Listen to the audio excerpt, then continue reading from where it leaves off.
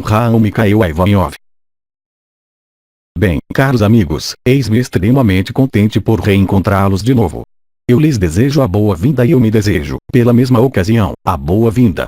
Vamos continuar nossa série de conversas. Eu não duvido que tenhamos que discutir e dialogar sobre certo número de coisas que os preocupam nesse momento e, sobretudo, que preocupa o futuro dessa boa velha terra, antes de sua sacralização definitiva. Esse período de transição é extremamente importante, como vocês já sabem. Aí está. Então, eu lhes deixo, agora e já, a palavra. Eu terei algumas recomendações a fazer-lhes, mas eu as farei, se efetivamente quiserem, ao fim desta conversa. Questão: poderia dar-nos informações sobre a evolução do clima? O clima está completamente destruído. Os controles de temperaturas, o controle da água, o controle do ar e do fogo estão completamente arruinados sobre este planeta. Agora, eu lhes disse que faria muito frio. Esse frio, efetivamente, chega. Ele não é tão intenso, mas será, entretanto, muito forte. E isso corresponderá ao que eu lhes dizia em relação aos problemas de comunicação, em todo caso, na França, aos problemas de transporte, também, aos problemas virais que estão chegando, a toda velocidade, dos quais vocês não têm, mesmo, consciência, extremamente graves. Tudo isso se fará de maneira conjunta, aí, nas algumas semanas que vêm. Questão: poderia dar-nos informações sobre os novos vírus? Os vírus são, efetivamente, a manifestação do ar viciado, corrompido, que existe sobre este planeta, pela ausência de luz. Esses vírus atuam no sistema imunológico. Eles são de muito numerosas variedades. Alguns são, de momento, desconhecidos. A maior parte ataca o sistema respiratório, ou seja, o sistema aéreo. Outros atacam o sistema articular e são, portanto, ligados aos ossos, à perenidade, à sobrevivência do ser humano. Enfim, um terceiro tipo de vírus vai atacar, diretamente, o sangue, e vai, portanto, atuar na alma dos seres humanos, seja para fazê-lo tomar consciência de sua ausência de luz manifestada na encarnação ou, ao contrário, para permitir a ele aceder a um estado dimensional superior, pela morte. Isso é extremamente importante, de maneira a atingir um contingente de almas extremamente importante ao nível da quinta dimensão, capaz de sobreviver à sacralização da Terra. Questão: o que você pode dizer-nos sobre a reunião dos crânios de cristal? Há certo número de seres que se chamavam os abençoados Elohim, que são os seres que se sacrificaram em encarnação para o advento da terceira dimensão, sob a influência de meu mestre venerado, Oriones. No momento de sua primeira morte como abençoados Elohim, e antes de fazer o sacrifício de reencarnações sucessivas, até a época presente, houve uma cristalização do conjunto do banco memorial deles. Esses 12 seres abençoados Elohim vinham da 18ª dimensão. No momento de sua primeira morte, como seres sacrificados sobre o altar da evolução, eles cristalizaram seus crânios, de sua cabeça.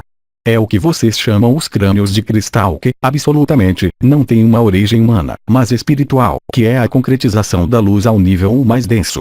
Se vocês têm a chance de aproximar-se de um desses crânios de cristal, vocês se aperceberão que eles contêm a totalidade da divindade. Há vários deles, que estão expostos em museus. Há os que estão nas mãos de pessoas específicas.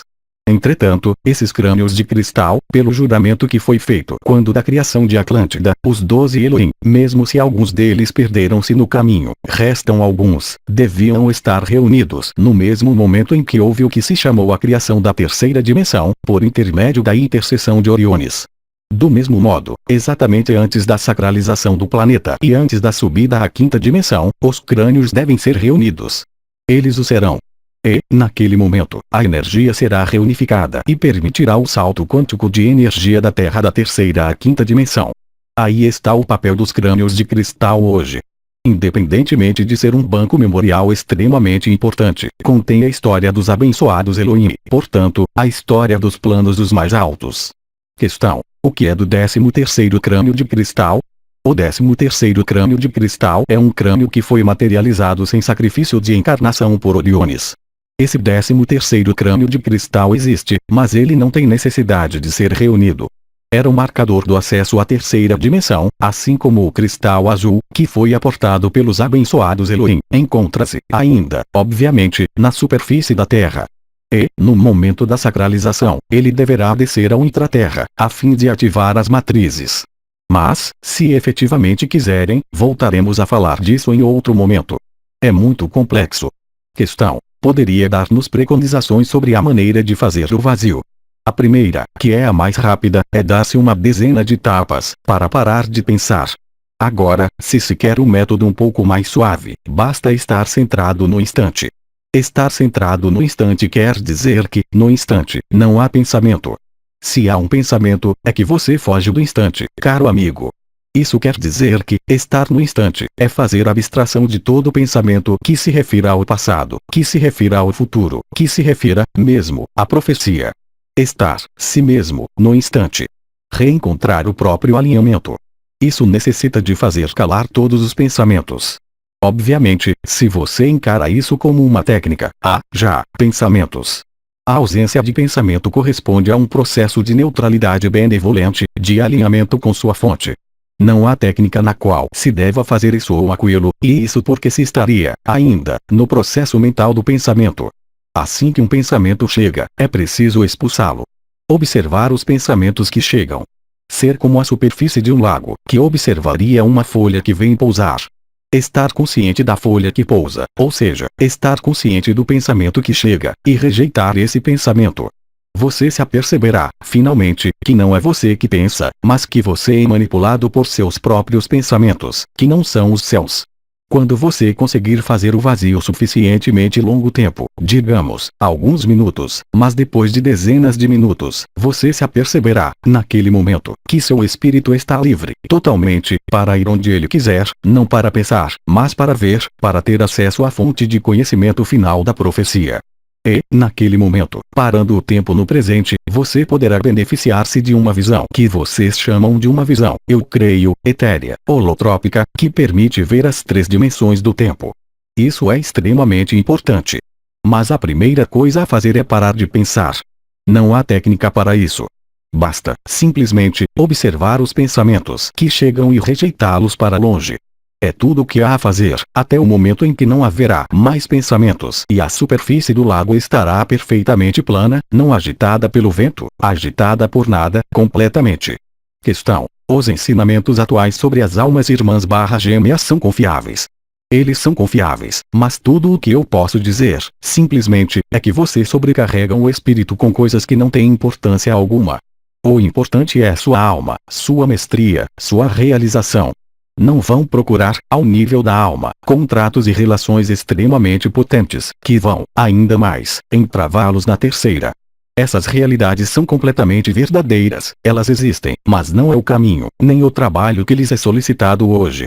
Se vocês se apegam, estando ainda demasiado na terceira, a tentar encontrar outras relações, outros contratos, outras prioridades ao nível da alma, vocês se desviam do caminho original espiritual. Isso não é o que lhes é solicitado. E eu sei que inúmeros autores têm obras ligadas a isso.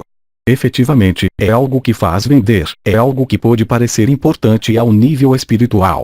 Isso está ao nível da alma, mas não no trabalho que vocês têm a fazer, hoje, aqui embaixo. Isso vai desviá-los de seu caminho. Questão: isso significa que é melhor evitar os rituais de fusões de pontes de almas? Completamente, é uma heresia esse truque. É o que, ainda, essa história? Vocês não têm relações suficientes na terceira dimensão, para se agarrar a relações de almas na terceira. Vocês vão acreditar, estupidamente, que um ritual de fusão, de ponte ou de contrato de alma, aqui, sobre a Terra, na terceira, vai agir nos planos espirituais?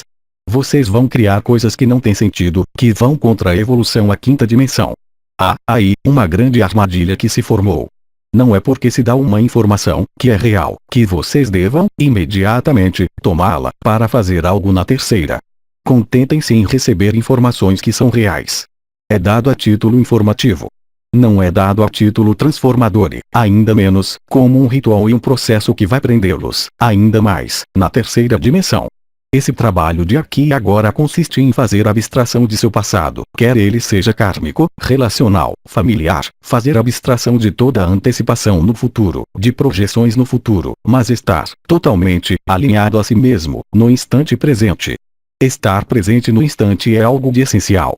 Todos os rituais, mesmo os rituais que eu empreguei em minha vida, sejam os rituais com o sol ou, também, outros rituais ligados à Cabala, que eu implementei, tinham apenas um único objetivo. É o de desviar os séries de seus pensamentos, de seu mental, de suas preocupações, para centrá-los no instante. Estar centrado no instante não é uma técnica, é um trabalho que consiste em expulsar tudo que não é do instante. A partir do momento em que vocês começam a pensar no passado ou no futuro, vocês não estão mais no instante. A partir do momento em que a emoção arrasta-os a uma ação que não é controlada pelo instante, vocês não estão mais no instante. Estar no instante é algo de essencial. A luz autêntica encontra-se unicamente no instante, nem no passado, qualquer que seja, nem no futuro, qualquer que seja. A partir do momento em que vocês derivam para o futuro ou o passado, vocês saem do que se chama o instante presente ou a realização, tão seguramente como 1 mais 1 fazem 2. Portanto, tudo que é destinado a despolarizá-los da preocupação do instante que vocês vivem vai desviá-los do objetivo final. Quanto mais o tempo vai avançar, mais isso será verdadeiro. Somente terão acesso à quinta dimensão aqueles que forem capazes de estar centrados no instante. Isso não os impede de viver, de fazer projeções no futuro, mas, assim que vocês abordam o domínio da interioridade, da espiritualidade, se vocês não estão no instante, vocês estão no erro. A unidade não conhece multiplicidade. Ser igual aos deuses, retornar à divindade necessita de compreender, de aceitar e de viver essa verdade essencial. Eu posso, mesmo, dar-lhes o exemplo de meu caso. Quando eu voltei de minha viagem em país estrangeiro, eu não conseguia encontrar essa unidade magnífica que eu havia encontrado nessa viagem. O único modo que eles encontraram, Oriones e meus mestres, foi o de pôr-me no instante, foi pôr-me na prisão. Por quê? Porque, na prisão, eu nada mais tinha a pensar que não no instante no qual eu vivia, que era a prisão. Eu estou na prisão, eu estou na prisão, eu estou na prisão. Ah, sim, mas eu sou eu. Os planos espirituais encontrarão, sempre, o momento, para aquele que se aproxima desse instante fatídico da unidade, de retorno à divindade, de cura na fonte, de fazê-lo compreender que, quanto mais ele para o tempo, mais ele vai encontrar-se em face de si mesmo em sua unidade primordial e essencial. O Pai encontra-se apenas aí, não em outros lugares. Questão: como viver e respirar no coração? Isso é perfeitamente possível. Convém, primeiro, adotar uma respiração. Eram as técnicas que eu ensinava na panoritmia, que consiste em respirar, primeiro, com um ritmo em 2 tempos, 3 tempos. Inspirar 2 tempos, expirar 3 tempos, com um repouso de 1 tempo entre os dois. 2 tempos, 1 tempo, 3 tempos, 1 tempo, 2 tempos, é a respiração ventral. A partir do momento em que a consciência centra-se na respiração ventral, vocês podem, muito suavemente, dirigir sua consciência ao coração e tomar consciência da respiração cardíaca, que é um ritmo diferente. A partir do momento em que a consciência está centrada, completamente, no coração, vocês vão começar a sentir as vibrações que sentem nesse momento na coroa. Vocês vão sentir o chakra do coração. A partir do momento em que a consciência entrou no chakra do coração, durante um tempo suficientemente longo, sem pensamentos parasitas, ao mesmo tempo estando nessa respiração ventral, naquele momento, o coração vai pôr-se a respirar. Os canais sutis vão abrir-se ao nível da cabeça. O som ao nível do ouvido esquerdo vai tornar-se cada vez mais fino. A vibração do coração vai tornar-se cada vez mais intensa. Aí, vocês vão abrir-se à divindade, que é o êxtase, ou, antes, o êxtase interior, o samadhi, como dizem os orientais. Ao fim de certo número de repetições do exercício, vocês conseguirão estabilizar a energia no coração. E, naquele momento, vocês se tornarão esse coração, vocês se tornarão a fonte. E vocês terão, realmente, a afirmar eu sou um, a partir do momento em que sua consciência estiver, permanentemente, centrada no coração. Há quem tenha transferido isso e que nada compreenderam, e que falam de amor. E eles põem isso na emoção, enquanto vivem uma emoção de amor e são persuadidos de que é o amor. Há isso, por exemplo, na religião islâmica, na qual eles estão no coração, mas é um coração emocional. Não é um coração espiritual.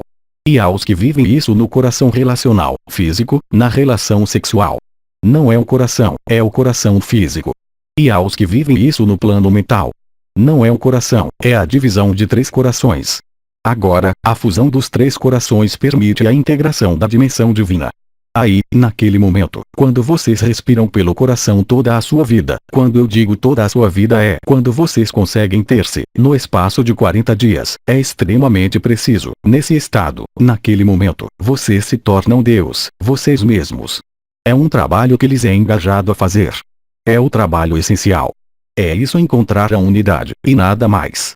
Não é a ativação dos chakras. Não é ver as vidas passadas. Não é ver o futuro, tampouco. Isso são truques que lhe são dados a mais. Mas sua realização passa por isso e por nada mais. Questão: como receber a iniciação que você dava em sua vida? A iniciação não se transmite por um ato voluntário. A iniciação essencial do mestre, a partir do momento em que ele reencontrou sua mestria espiritual, é a irradiação do ser dele que vai permitir ao outro pôr-se em face de si mesmo, mostrar-se, não uma técnica, não dar rituais complicados, mesmo se ele se utiliza deles para desviar o mental, como eu dizia, dos discípulos.